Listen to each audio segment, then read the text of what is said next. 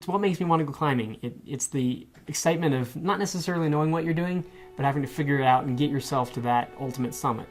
And we finally made it up after about an hour on the tough section, which was a pretty impressive time for us. We made it to the summit about 10:30 a.m. Bright blue skies, a few clouds hanging in the air, but it was an encouraging climb up.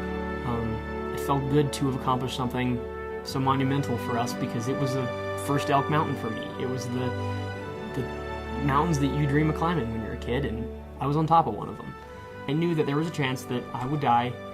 I felt okay about that. I knew that if God wanted to kill me on this mountain, that He'd use me for some purpose, and I trusted in that. One of the things I learned very evidently was that I'm alive, and I learned all this. I've got to share this. God's doing something with me, and this is going to play a part in it. I need to take everything that just happened to me and make sure I use it to glorify Him.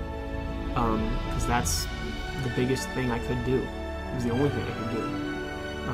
It wasn't any of my skills that got me down the mountain.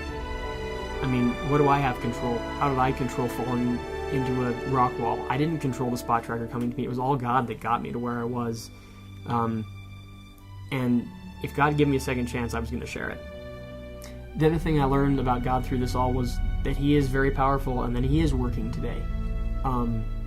The fact that He saved my life on multiple occasions on that day, and that He allowed the spot tracker to be miraculously returned to me for safety, proved that He is a big God and He can overcome anything, even the mountains. He was able to help me when I thought there was nothing. He still provided a way, and He still worked in very visible ways. There was no denying it was Him, and it showed to me just how powerful He was. And then looking at that and thinking, if He's this powerful and He sent His Son to die for us, wow. How is there... I don't know.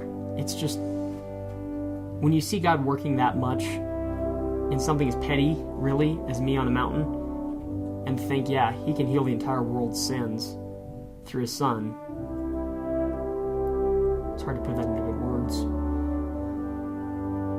But it's powerful.